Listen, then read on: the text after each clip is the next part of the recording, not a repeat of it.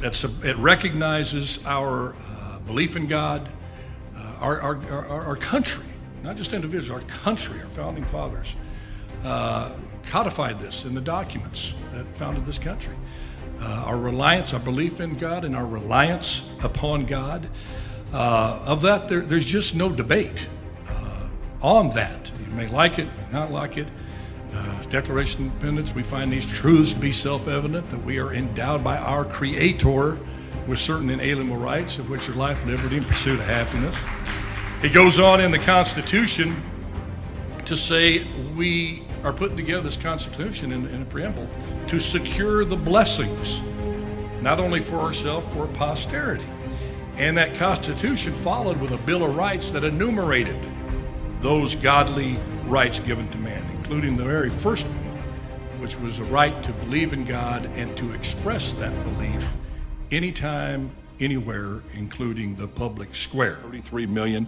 It's proven to the money investors that people want something to feed their souls, not just their worst desires. Absolutely. And yes, indeed. This kind of sums up my entire dialogue career on the heat of the night. You ready for this? Okay, this is it. My 7 years on the heat of the night. My dialogue all summarized in this. Get right on it, Chief.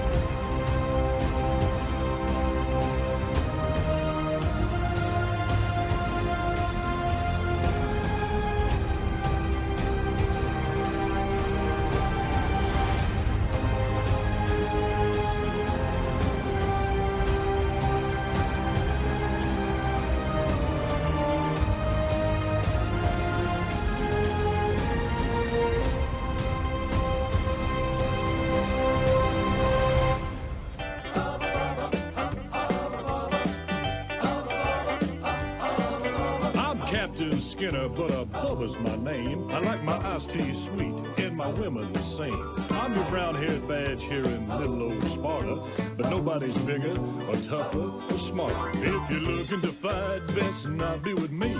Wanna be held tight? Well, now we'll just see. You never know in the heat of the night on TNT. Heat of the night on TNT. Now I don't put on any airs, but then I ain't no slob. Just a redneck boy with a blue-collar job. The ladies I date, they gonna have 'em some fun, 'cause I'm a big hunk of crime fighting son of a gun. So if you're looking to fight, come on up in the ring. You wanna be held tight, just about anything can happen in the heat of the night on TNT.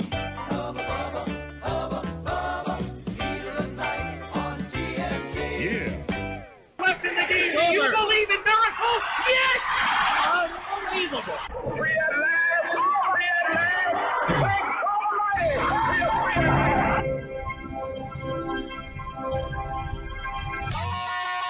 You're listening to the Alan Autry Show on the best talk in town. Talk Radio 1550 KFTX. Call Alan now, 559-899-1550. And welcome to Alan Autry No Retreat. It's Taco Tuesday here. I'm Alan Autry, so honored and humbled to have you with us today.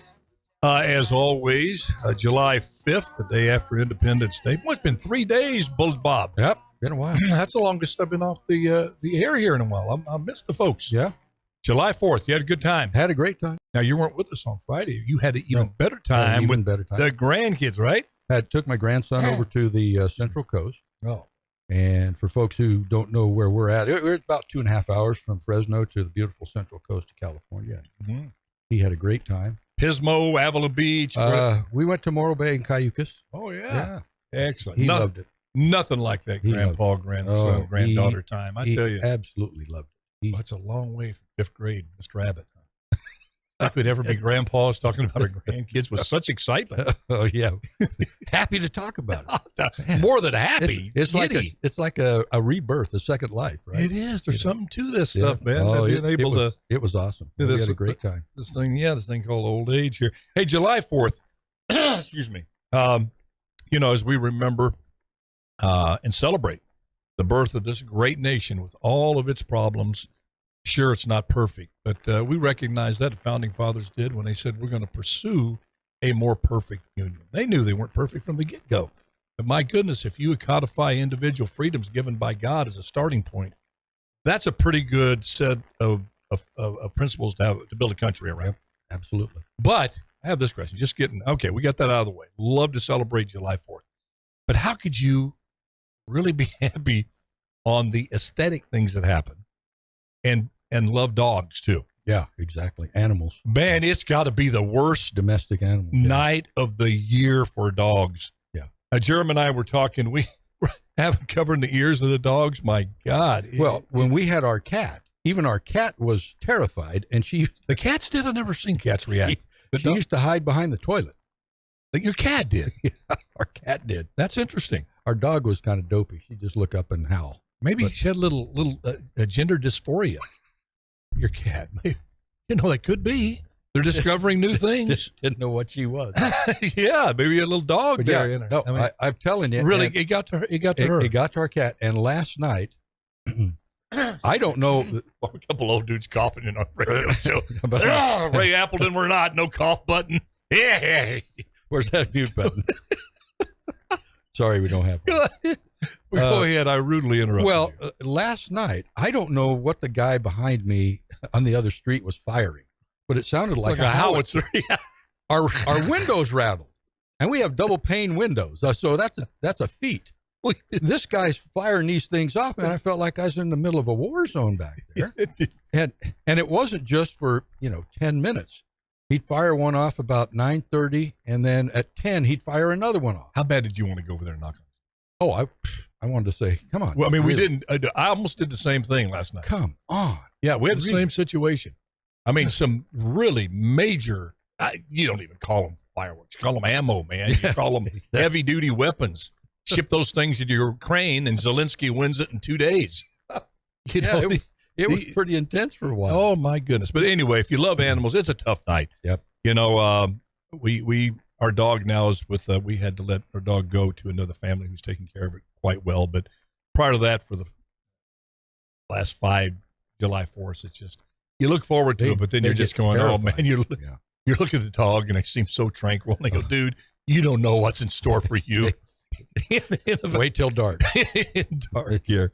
All right. Hey. I got an on this day item today. Well, please do, because we're going to get into some heavy stuff, the Highland Park shooting, so we got to cover it. But a very significant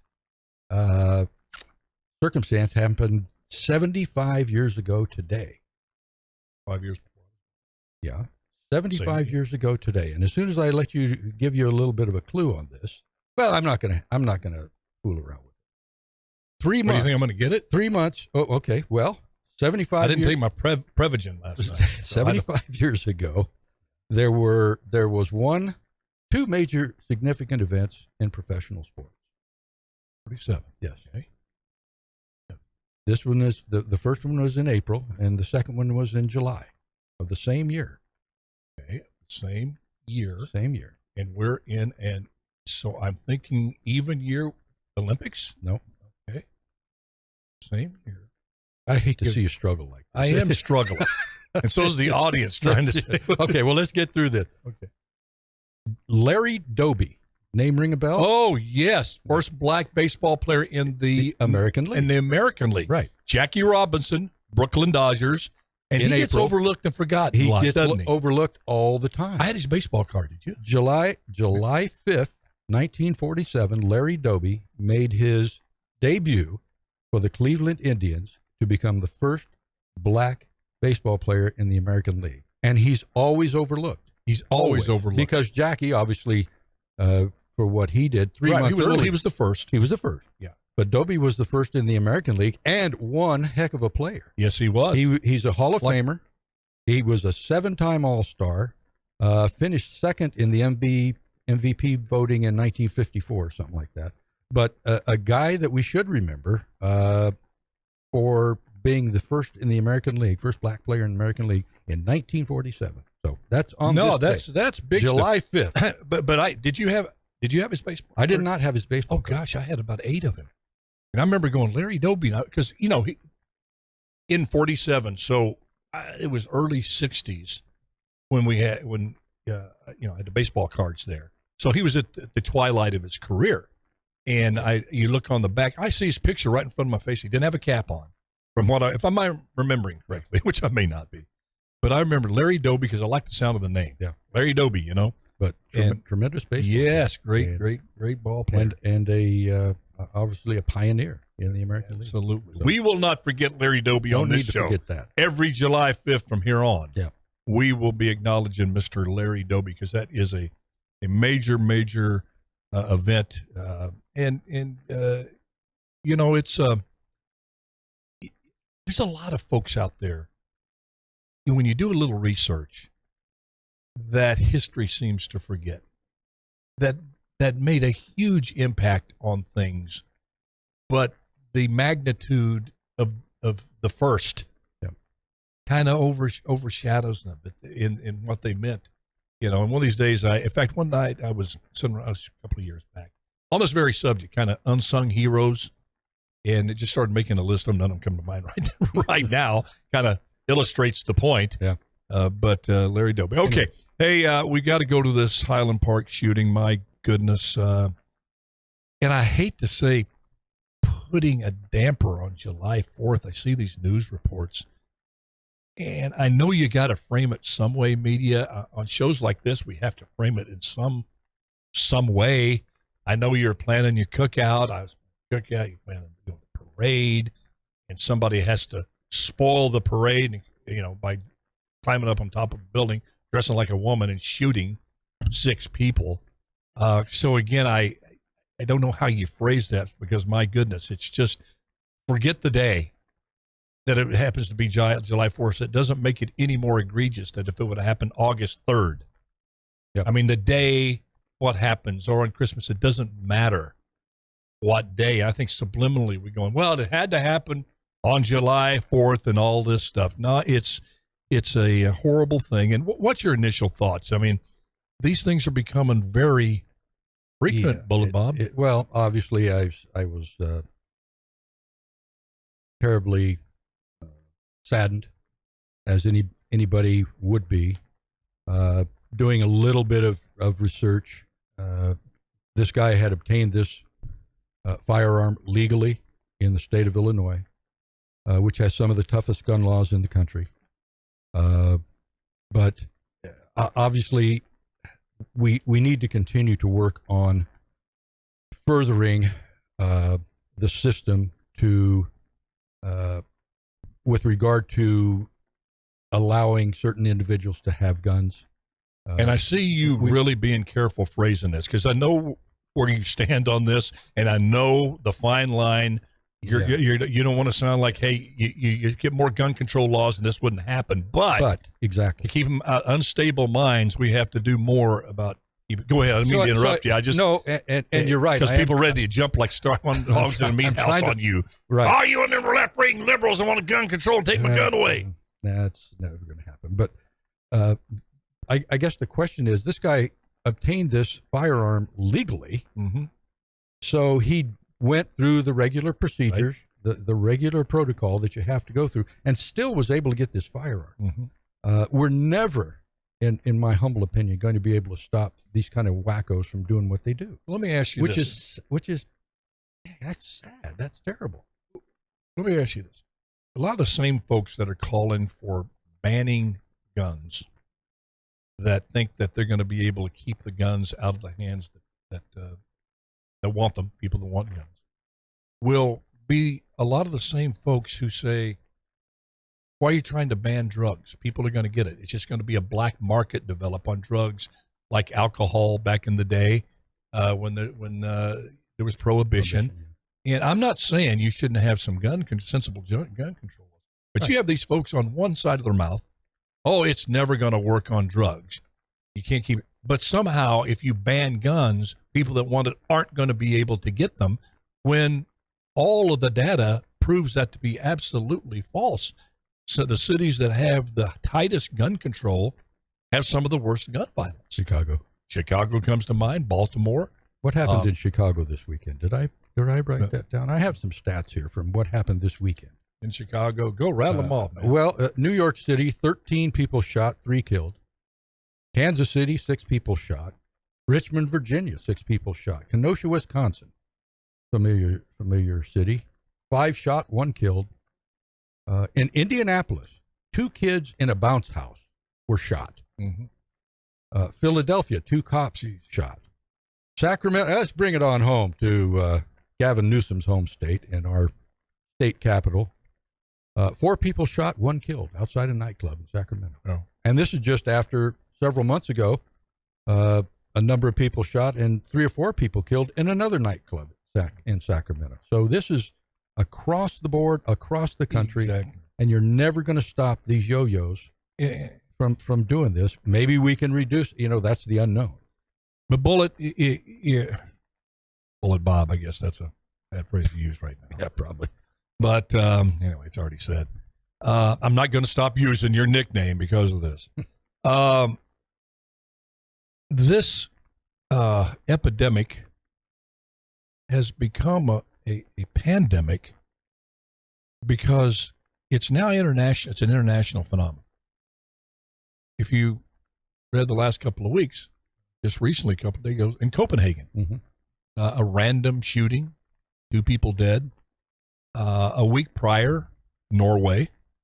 Now, these are 2 countries that have real, from what I understand, very, very strict gun laws. Basically, the population is, quote unquote, unarmed. So somehow, and it goes back to that statement and the position that's made by many that the criminal element or the mentally unstable element that are going to obey this law. If you say you can't have guns, if you get caught, this is what's going to happen. We're going to hang gun and put you in jail. So you're left with, okay, the so what, now what? But this whole, what do we do? And I think you hit the nail on the head here, use an overused little cliche, but I think it's appropriate here. You've got to narrow this down to specific things in this issue that you really have a realistic chance of improving on. And I think identifying these people, the mental health situations, and you're seeing kind of a trend emerge where these unstable minds, to a great degree, I do not know what the percentage is, but I see it to be very, very significant percentage, go on social media. They talk about this stuff. This guy did, this Robert E. Crimo the third, posted very disturbing videos. That was going to be my next point. Yeah, as did the fellow at Uvalde, the young man at Uvalde. And you go back, and I'm sure if social media would have been available in its abundance back in Columbine, that those kids fit the same profile. They go on there. They want whatever reason in their, their confused, twisted minds, want people to know, here's what I'm going to do, and then play that out. So you say, okay, they're given a heads up. How do we flag that? How do we find that and do intervention there? What does that intervention look like? You can't go knock the door and just arrest them on that, but you can, that's for the minds to figure out. The people in society, the experts, so-called experts. Don't you think? I mean, to just this thing, absolutely, this whole fallacy that if you get rid of guns, if you got rid of guns, said guns were legal in the United States, you know how rich that would make the cartel in illegal guns being smuggled across the border. Oh, yeah, Come on. That'd be all right. We're going to take a quick break. When we come back, we may stay on this a little bit longer, but we got to talk about Newsom taking on Ron DeSantis. As our friend Laura Fisher says, she calls him Ron DeSatan. We have a little different opinion on that, but I still love her. She loves me. I love all of y'all for tuning in, for logging in. Appreciate you so much. This is Alan Autry, No Retreat with Bullet Bob Leone. We'll be right back.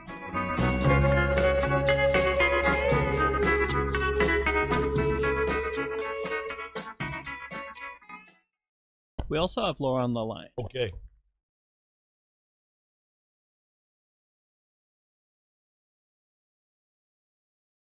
Folks, I hope you had a great July 4th, though. I love July 4th. It's just, again, it's just, for me, when I had my dog, when we had our dog, so selfish, because we all loved our dog, we just knew the nighttime was coming. It was hard to, go see a real big, the big shows like they have down here at Grizzly Stadium or out there, because you knew the dog was back there in the house suffering. Oh, man. They're so traumatized. You wanted to be with them. Our neighbor, Lori, was out watering the grass this morning, and our neighbor, we're talking over. The guy with the howitzer? They have, no. The guy, the other neighbor? The guy to the east of us, okay. They have 3 dogs. In eastern Ukraine. They have 3 dogs. Oh, boy. And he said they were terrorized anytime one of those loud pops went off. And I mean, this thing sounded like it was coming out of my backyard. And I think it was a street, a house, a house behind us and the house on the other side. Sometimes you can have things, senses or things in your body and your mind that are too sensitive. Dogs have unbelievable hearing. Oh, yeah. So if, anything's too loud noises. It's kind of like the woke left, very sensitive. If you tell a joke that's a little off, boy, they get crushed. They have to go to the cry room. They have to go someplace and gather themselves. Hey, by the way, a safe place. I heard a good joke the other day. Did you? Yesterday, and it's not. Well, I don't know. You're not going to tell. You've been in radio. You're not going to tell an inappropriate joke. If somebody's going to do that, it'll probably be me. If an electrician's son gets in trouble, do they get grounded? Just thought I'd ask. I don't know. I think so. Oh. I'm sorry. Like I just wanted to throw that in there. I love that. Yeah. That's a grandpa joke. You have dad jokes and grandpa jokes. I can't claim that I came up with that one. I saw a comedian that the guy was doing all kinds of those things, those one-liner things that you see. That's where we go as grandpas. Yeah. There's dad jokes that are still kind of funny. Yeah, but you get grandpa jokes. They're just not funny to anybody but the grandpas. Well, and you don't really have to do anything in front of your grandkids to make them laugh because they think you're funny just because you're an old guy and it's hard to get out of the recliner. Well, and grandpa's Grandpa, you make a lot of noise just getting up out of the chair. And grandpa's the one that came up with that really hilarious, hey, pull my finger. It was right up 30 seconds. Really, grandpa folklore. Come over here, son, pull my finger. What I did to my grandpa did that, and that happened. I was just amazed. Oh my! Yeah, the first thing I taught my kid, hey, pull my finger. Kid was over. You stop that. Stop that. 10 seconds. Oh my word! I'd forgotten that. Oh. Grandpa Hall of Fame, man.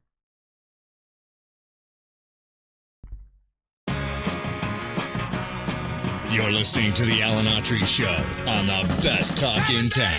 Talk Radio 1550 KXEX. Call Alan now, 559-899-1550. And welcome back to Alan Autry No Retreat. Think about the social media. They got these copyright infringement things that the logarithm finds. The first few bars of the song they let go, then they identify it and they shut it off. No.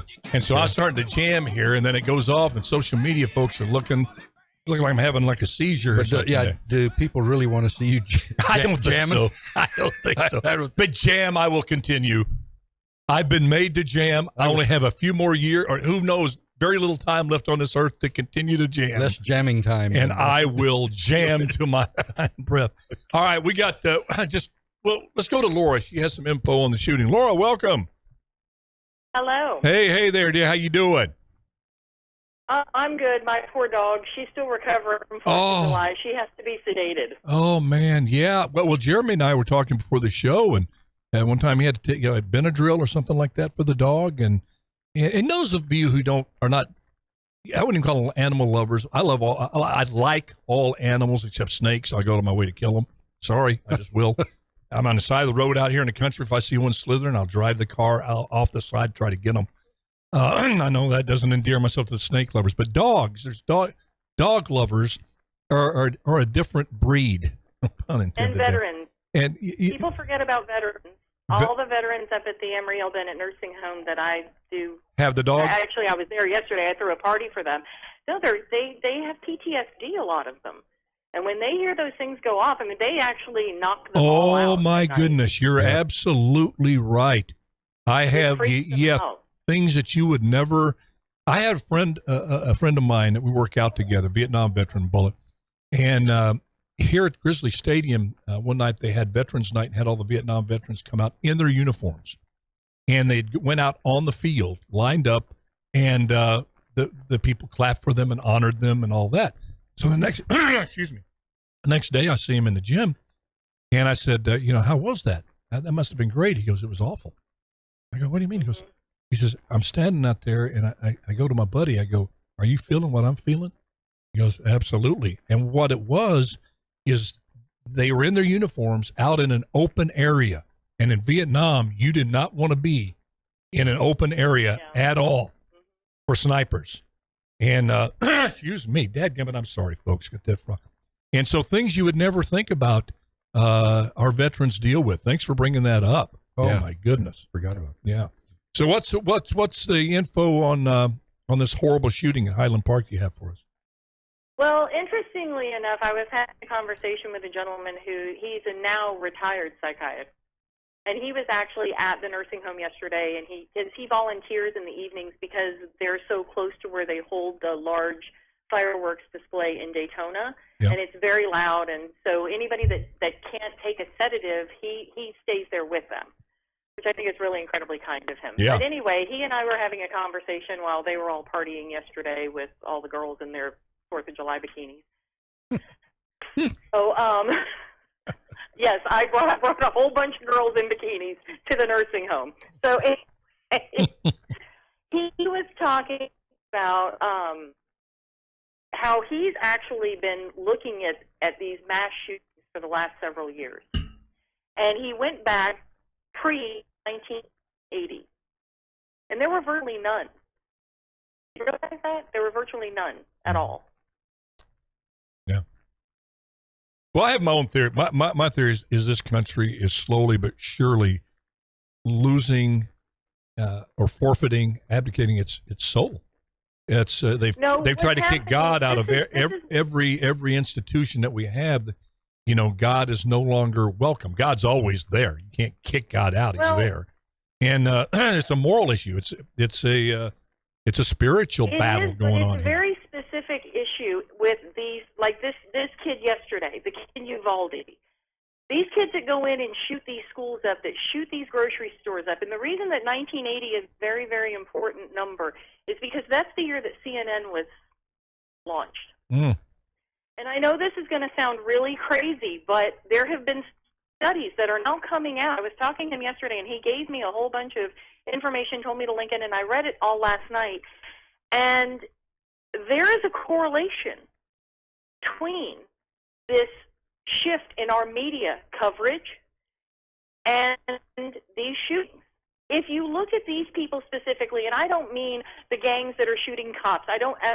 That's a different classification entirely. Right. I'm talking about these white kids between the ages of 18 and 25 who go and legally buy a gun, who to their parents, they just think, oh, well, they're just rebellious teenagers, or he's being, sullen because he's a teenager. He's going through hormone problems. I've heard this from so many people.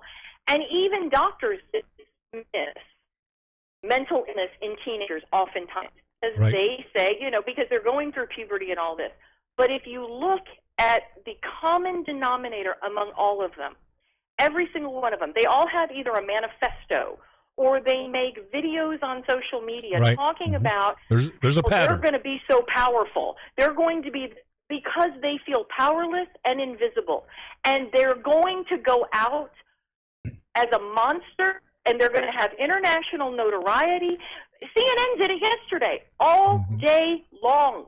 Mm-hmm. They talked about kids. Well, I think they don't care if they're famous for being a monster. That's what they want. Yep. Well, I think you're onto something there because, I'm not going to hang this on one particular industry or one particular but it has a lot to aspect. do with it. No, yeah. is, I think it's complex. I think it's an accumulation of very negative, dangerous, toxic aspects of this society. The reduction of God in our institutions, so these kids don't have access to a spiritual answer to the problems, which Xanax can't cure, these lithium can't cure, but you have example after example where the introduction of the concept of a higher power that loves them unconditionally, taking the place of this brutal world that's bullied them, has been deprived of these kids. And I think my old business, Hollywood, is the way they glorify gun violence. And Laura, you just hit an aspect of it. If you watch the movies, and you have these horror movies that have gone out, and it used to be that the monster was not something to be emulated, something to really be afraid of, but they have turned the monsters into almost they're heroic. It's a sick deal. Freddy Krueger is, to me, the guy Michael Myers and all of these Halloween things. If you look at it, it's really, back in the day, you can go back to the old Western. John Wayne did not want to shoot the bad guy in most of his movies. His deal was, don't make me shoot you. I will if you make me to the bad guy. Then in came Clint Eastwood, and I love Clint Eastwood movies, don't get me wrong. But then it become, go ahead, make my day. Wanting the guy to go get the gun, wanting to kill him, having no mercy. Then even the American Cowboy of the Gene Autry, Roy Rogers, John Wayne transferred over to what they call the anti-hero. And you put all of this together, as you just said, the violent rap music of just this glorification of violence, the shooting of the gun sideways. Between violent music and video games, video games has borne out to be debunked. I mean, I can tell you right now, I listen to death metal, and I could never even pull a trigger on a gun. Yeah, but you didn't combine that with a lot of these other things, like you just said, that these young people are putting up. Number one, they have an underlying mental illness to begin with that might be, it's right below the surface and are just waiting to burst on to what they call a break and do what this kid did. And you have this accumulation of these issues, being bullied, not being accepted. Here's one of the biggest problems. A fascination with violence. This is something that's not going to go away anytime soon, unfortunately, because it's a very slippery slope when it comes to mental illness. When you're talking about tweens and teens, oftentimes parents end up being dismissed when they take their children to see therapists, because they say, well, if they're not threatening to harm themselves or anyone else, there's really nothing we can do. And this is probably just growing pains, and they give them all of these, this gobbledygook, this pseudo-psycho analysis to why they're going to end up just fine. I'm going to just give you one example. There was a gentleman, he realized when his son was 11 years old that his son was seriously disturbed. And he kept a diary of things that his son did, and he went from therapist to therapist, psychiatrist. He went to everyone. This man literally went to everyone that he possibly could over the course of 5 years. And finally, one doctor was willing to admit his son into a mental health facility. However, his insurance would only pay for 5 days. So he had to be released. And this gentleman was so desperate, and he became so despondent that he actually considered killing his son and killing himself because he was afraid of who his son would become. This is a story that has been told more than 100 times. We kind of know where his mental illness came from. You want to kill your son. I mean, he's not very stable himself. He was devastated. He couldn't do it. He couldn't do it, but he said that he knew that his son was going to harm someone. Yeah. And he begged. He went to, he had a phone book size file of how many places he had gone to get this child help. And by the time that kid was 22 years old, he had murdered 7 people. Oh, yeah. Well, what do you have to say on this? I really am intrigued, Laura, by the link to the CNN issue. It's all media. Yeah. And what was the other thing that the psychiatrist said? The number of studies that he'd read, did it all relate back to the?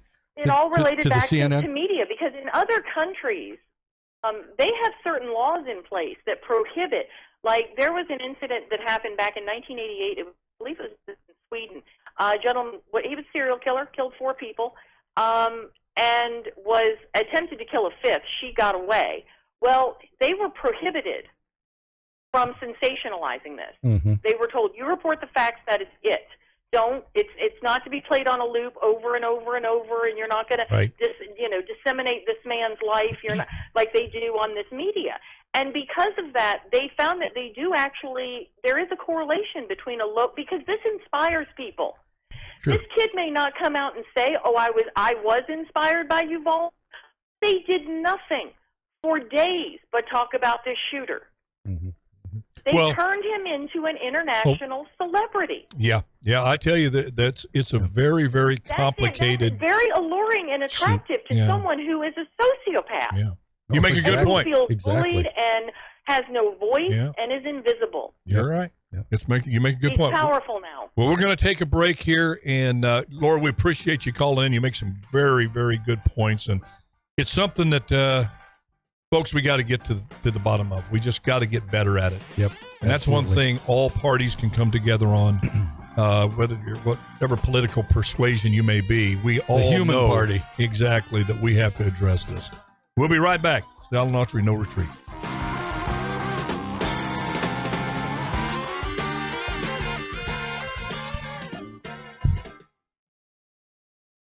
I'm going to have to go in and do some research. Yeah. That's really interesting. The link between media and all of these things. And I think we probably knew some of that, especially after Columbine.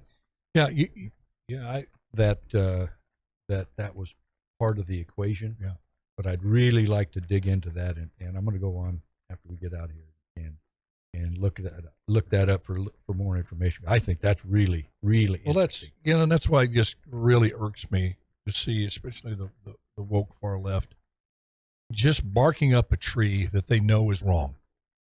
You can't simplify this issue and say if you just banned gun confiscation, that this wouldn't happen. Never Yet you stop it. And what really rubs me the wrong way is they know, most of them know that's not true. That you're going to get guns. You can, as long as you have the internet, you're going to be able to get guns. The black market's going to supply it. You haven't in Chicago, like you said, these gun laws. You take that nationwide. Take the Chicago model and go nationwide. Are you suddenly not going to have guns and criminals and crazy folks go up and shoot? Yeah. It's just, yet they market that as the panacea because, again, that, and the bad thing about that, and I can't think of a good thing, there's a number of bad things, and one of those is that people say, you know that's not true, so this is just a power grab. You want to get on there and you want to become, because if you look at the countries that have total gun confiscation and then empower to enforce that on people to make it truly happen, you have countries like North Korea. Hey, yeah, you don't hear about any mass shootings, but at what cost? Your total lack of freedom. Mm-hmm. You have the same situation in China. Certainly Xi Jinping's not going to arm the Uyghurs because the Uyghurs would say, there's 1 million of us and we're tired of being slaves. Yeah. You don't. 1 minute? There's there's, as you said earlier, Bobby, there's some common sense gun laws, but don't even put it in isolation. Tie it to to an issue that you have a chance to address, and the mental health aspects in young people. Break this issue down into parts that are manageable, and you can make some progress. Well, I'm on Facebook and I read a lot of things from a lot of folks, and you would be amazed at the number of people who are literally pointing the finger at the NRA, saying, because of you, this happened yesterday, and Uvalde and everything else. 20 seconds? I'm thinking to myself, well, what's the connection there? Well, there is none, but that's how far left some of these folks have gone to actually believe that, when it has no correlation whatsoever, in my mind, has no correlation whatsoever. So Going to do Newsom.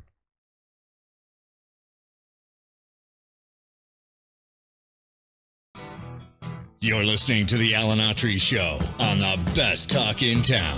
Talk Radio 1550 KXEX. Call Alan now, 559-899-1550. And welcome back to Alan Autry No Retreat. Yeah, Bobby, you asked me if I know some bad politicians, and I said I knew some. Well, you were up. I get it? Knew some? Well, you were up close and personal with Newsom on more than one occasion. I like him as a person. I do. He's a very engaging person. We're both mayors. I said this before on the show. During the Schwarzenegger administration, we did a lot of work on some committees with the governor. He's out there, and he's out there. I mean, I have friends in Hollywood that are out there, actors that that I disagree with their behavior and that sort of thing. But they're nice. They're good people. Yeah. But when they get into office and they can make decisions that affect your life, you have to make a decision of, hey, I know them. They seem like good people, but man, I got to come out and oppose what they're doing 110%. And you see where Newsom thinks he's done such a great job, our governor here in California, that he's going after Ron DeSantis, the governor of Florida, because in his estimation, DeSantis has done such a horrible job of destroying Florida, the business climate, and all these people that are moving from California to Florida are just misguided people. If they knew what a great state they were fleeing from, this utopia, this Camelot. Well, Newsom has invited some folks from Florida to come to California. Join us in California, quote. Yeah. I got just, that's like, for any of you folks that live in Florida, you don't want to move to California, believe me. It's no longer the Golden State. It's tarnished. Yeah. And I don't know where Newsom's coming from, but I haven't known where he's coming from for a long time. Well, Newsom apparently came out with a bunch of commercials that he's airing nationwide, $100,000 he's spending on it. Of course, we all know he wants to be president. This is his first testing of the waters here. Some people think it was a brilliant move doing those commercials, really going after DeSantis and promoting California, trying to defend the indefensible, what's happening here in California. A total disaster in every way, shape, or form, from managing the forest fires, water issue, the COVID disaster, the homeless situation. Terrible. But name me one thing that the government in this state is doing right. Does dead air tell you? No, I'm going to take politics out of it. Take your predispositions. I'm going to take my presuppositions out of the equation, and I'm really truly going to try to think: is it taxation? I like the way we're being taxed here. Do I like the way they passed a gas tax? They told us we're going to spend this money to fix roads. They didn't. They stole it, spent it on other things. Then promoted another gas tax, which the people of California passed, voted for. Is it the water issue that we can't fix that? We got this drought that's just tearing us apart. I'm really trying to rack my brain and think of one thing, and I wonder. Then I look at the commercials, and you realize he doesn't get specific. He just makes these. Oh, he can't. Broad, exactly. He can't. He says, "Don't come here because we have lower taxes than Florida. Can't do that. Come here, we have more personal freedoms. Come here, we'll leave the businesses open and fight through this COVID and be the smart way to do things." Yeah. And then yet that's and where, if you have a business, just be sure that we will tax it more than you're paying right now in any other state except for maybe New York. And therein, you find the quality in certain politicians that, I thought this recall effort may have humbled him. Saying, they gathered enough signatures and it didn't work. He won by a pretty large margin. Yeah, 65 to 35. Right. And instead of being humbled by that, I think he became so emboldened. Exactly that he what thinks happened. Now he looks at this situation called California, and he thinks he's the smartest guy on the political landscape. Yep. And this state is stupid enough to follow him. And in this next election's coming up, he has really no competition for him. But I just thought it took a lot of brass to go after him. And then do we have the response from DeSantis' campaign? We have a little graphic here that we got.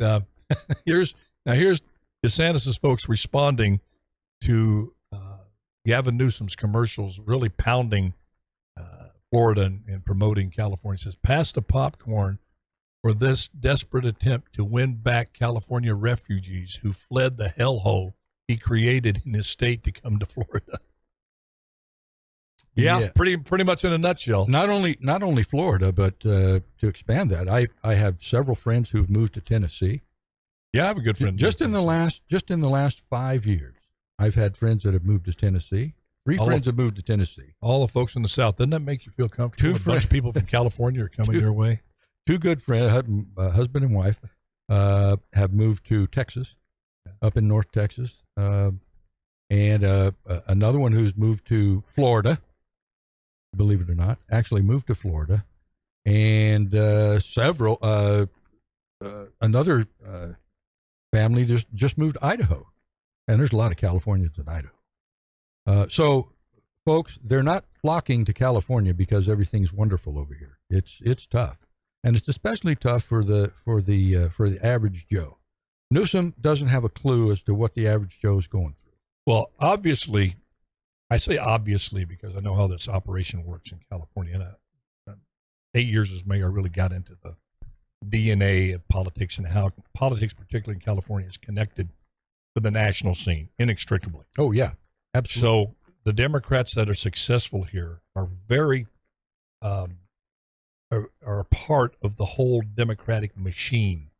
They don't do or say anything here unless they get the blessing of the state Democratic machine, which gets its marching orders from the DNC, the Democratic National. So for him to come out and be this aggressive, I think it says a lot. I think, and I feel so strongly without empirical evidence here. You know, when I get a gut feeling this strong, I'm batting about 90%, maybe a little bit more. I'm not going to brag on that.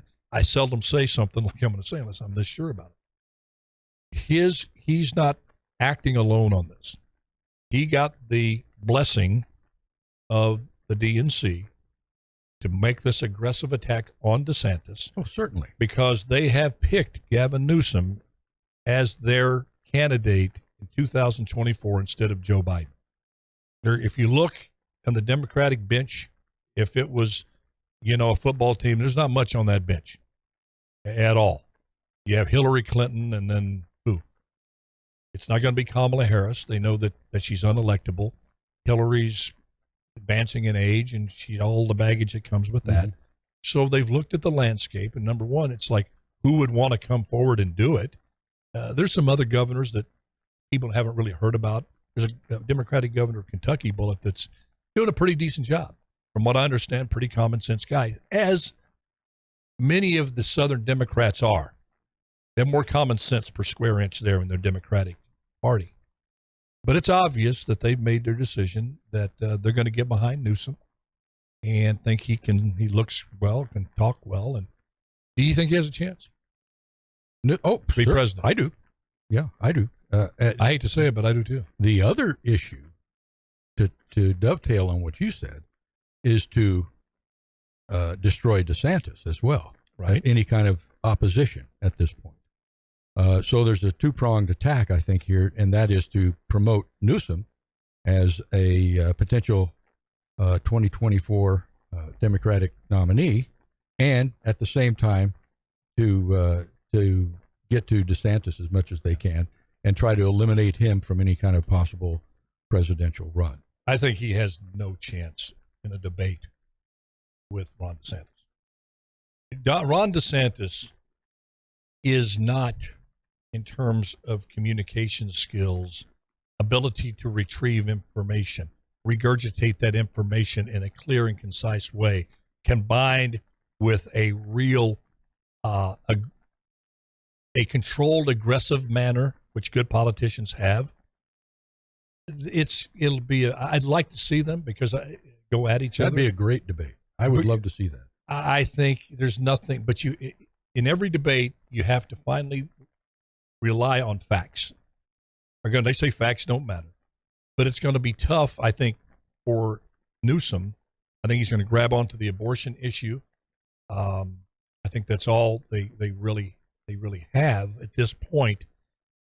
He's going to have the Ukraine war around his neck. He's going to have the border issue around his neck. I think he's going to have the out-of-control crime on his neck. He's going to be late to the party on criticizing Gascon. I mean, it's like a buffet for DeSantis. Well, you would think.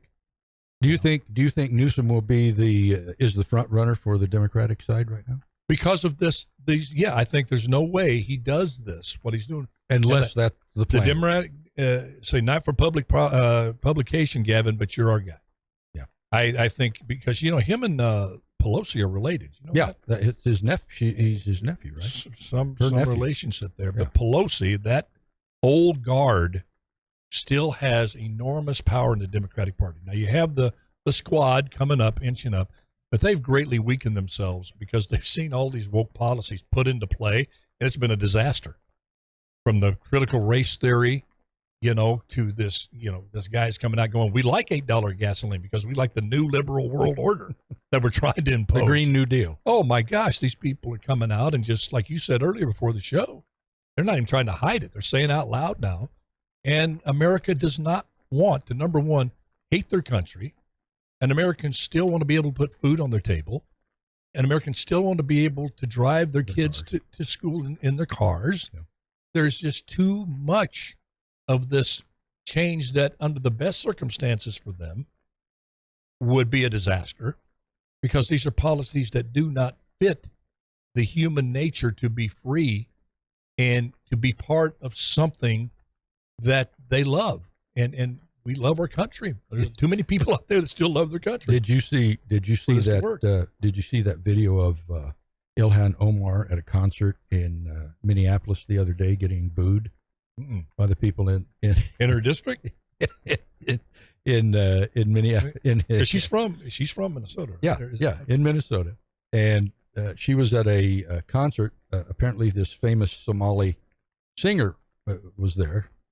And she was up on stage and got introduced, and there was a smattering of applause and a bunch of boos, and people were yelling, get off the stage, get out of here, go back home.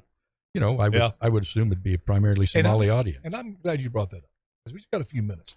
This is going to rub some people the wrong way. I'm sorry, I can't help the way I'm wired. I was raised a certain way, to be honest, not throw away the baby with the bathwater, to be able to agree with some folks over here, disagree with them over there, and be able to compartmentalize those things. We had neighbors we didn't get along with on certain aspects. Same with us, but other things that we did, we were there for each other. This Ilhan Omar, there's probably not much that we agree with, but she is against the war in Ukraine. She thinks it's unwinnable, thinks it's going to cost a lot of innocent life, and I agree with her. I agree with her. Yeah. Why can't I say, you know what? The lady has a point there. Over here, your denigration of the United States of America, calling it a white supremacist country, your politically correct attitude towards everything, trying to cancel people left and right for simply expressing their opinion. I oppose that. You're way off base on that. We'll not, and in fact, we'll actively push back on that. But over here, you got a good point. Why in the world can't politicians which we've do talked that? About forever? They used to call it bipartisan, reaching across the aisle. They say, okay. No, there's none of that to my feeling, my thinking. And that used to be a quality. If you were going to be a candidate in the party for a major office, you had to have that quality in some level in you. If you were just, that's why Barry Goldwater didn't get the nomination. He was not going to reach across the aisle for anything. That's why you had George McGovern get beat. He was so liberal, he was not going to reach across the aisle. And in one instances, the Republicans rejected it. And in the other instances, a lot of Democrats didn't vote for McGovern because of that. They voted for people like Reagan, John Kennedy. I mean, Bill Clinton, for goodness sake, understood the need for a diverse country, to find what you have in common and be able to work. I just think, and we've talked about this before, I just think the vitriol has become so prevalent, and it's personal now. And as soon as you make it personal, that split becomes wider, and then to try and come back together to agree on anything at that point is real difficult to do. I mean, these guys are going to hold grudges, and when it becomes personal, that's why I love tough. Abraham Lincoln so much.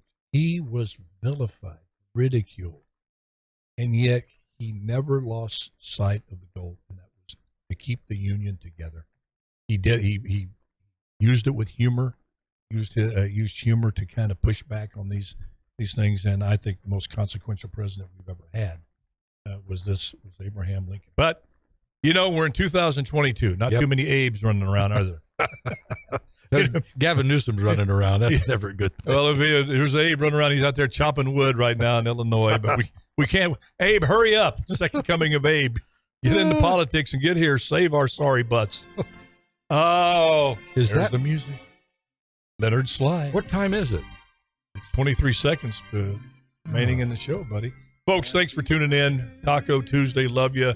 Bullet, thank you for being here. Good Lord willing. Love you, Hoss. Rise. Love you too, brother. And love you all for tuning in and logging in. Remember, just do your best and let God do the rest. That's all you can do. That's all He expects of you. We'll see you tomorrow on Wednesday. Bye-bye. Until then, who cares about the clouds if we're together? Just sing a song. That was fun.